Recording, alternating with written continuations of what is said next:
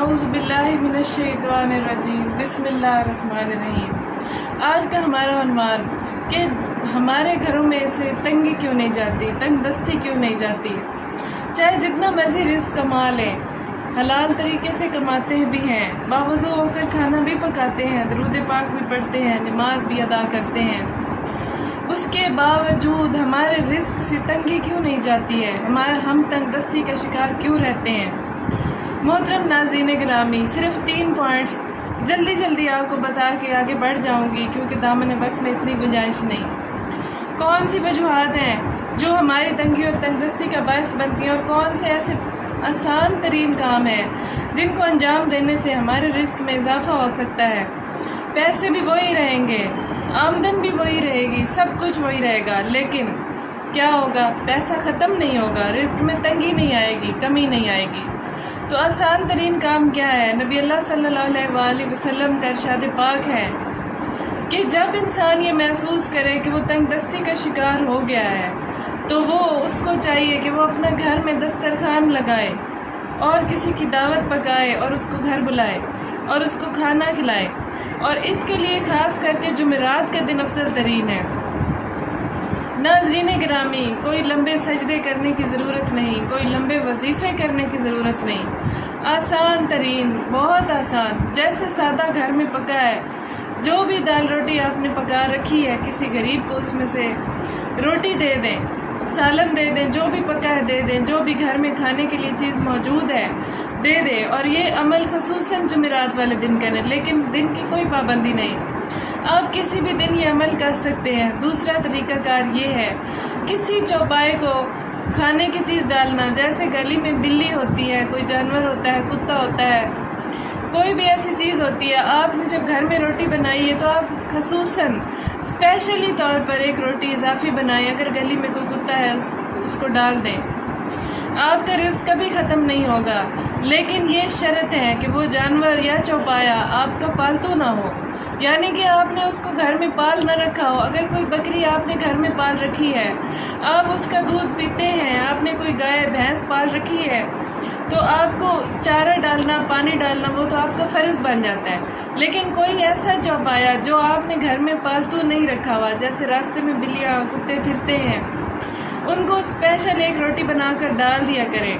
اور پھر دیکھیں آپ کے اوپر رزق کے کیسے دروازے کھلتے ہیں، عزت کے کیسے دروازے کھلتے ہیں۔ ان جانوروں کی دعائیں عرش تک جاتی ہیں، کیونکہ وہ ہماری طرح گنہگار نہیں ہوتے، وہ صرف رب تعالیٰ کی بتائی ہوئی کام انجام دیتے ہیں۔ تیسرا کام یہ ہے جو سب سے آسان ہے، اگر آپ کے پاس روٹی بھی نہیں ہے فالتو، تو آپ پانی کا ایک کٹورا بھر کر اپنے گھر کے آنگن میں یا صحن میں یا چھت پہ رکھ دیں، اور جو چرند پرند آئیں گے وہ اس پانی میں سے پانی پئیں گے، تھوڑے سے دانے یا روٹی کے بچی ہوئی روٹی کے ٹکڑے بھی پھینک دیں، پرندے آئیں گے، روٹی کے ٹکڑے کھائیں گے، دانہ کھائیں گے، پانی پئیں گے، وہ آپ کو دعا دے کر اڑ جائیں گے، یا رب تعالیٰ اس شخص نے ہماری بھوک مٹائی تو اس کی بھوک مٹا، یا رب تعالیٰ اس شخص نے ہماری پیاس کا انتظام کیا، پروردگار تو اس شخص کی پریشانیوں کی آسانیوں کے اسباب بنا۔ اللہ تعالیٰ قرآن میں فرماتا ہے، سورہ رحمان میں فرماتا ہے، حل جزاء الاحسان الا الاحسان،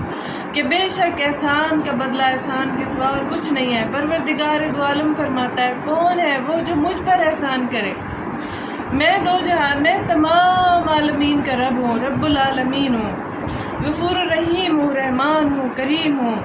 کون ہے جو مجھ پر احسان کرے؟ کیسے احسان کرے؟ کسی شخص پر احسان کرے، بھلائی کرے، اور جب ہماری آنکھ کھلتی ہے، معزز سامعین گرامی، جب ہماری آنکھ کھلتی ہے، ہم پر سورج کی جب پہلی کرن پڑتی ہے، ہمارے جسم کی ہڈیاں، ٹوٹل 360 جوڑ ہے ہماری ہڈیوں کے جسم کے،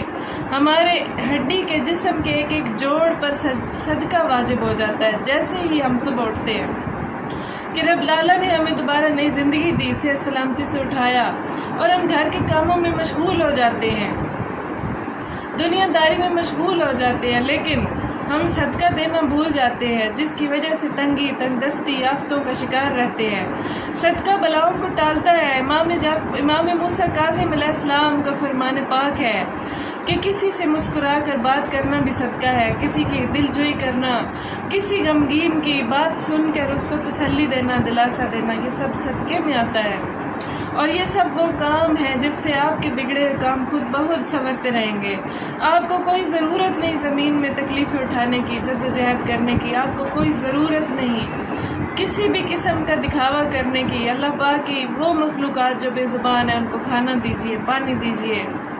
کسی دکھی شخص کی دلجوئی کیجیے، آپ کی مشکلات خود ہی حل ہوتی رہیں گی اور آپ پر آسانیوں کے دروازے کھلتے رہیں گے۔ تیسرا طریقہ کہ آپ کسی بھوکے کو کھانا کھلائیں، اور اس کے لیے جمعرات کا دن تو مخصوص ہے ہی کہ افضل ترین دن ہے، لیکن آپ کسی بھی خصوصاً دن کا خیال نہ رکھتے ہوئے جب بھی آپ کو توفیق ملے، اگر کوئی آپ کے کھانے سے بچ گیا ہوا کھانا ہے تو کسی غریب کو کھلا دے، کسی محتاج کو کھلا دے۔ آپ کا رزق میں اتنی فراوانی رہے گی، اتنی فراوانی رہے گی کہ آپ کی کئی نسلیں کھائیں گی اور کمی نہیں آئے گی۔ جزاک اللہ۔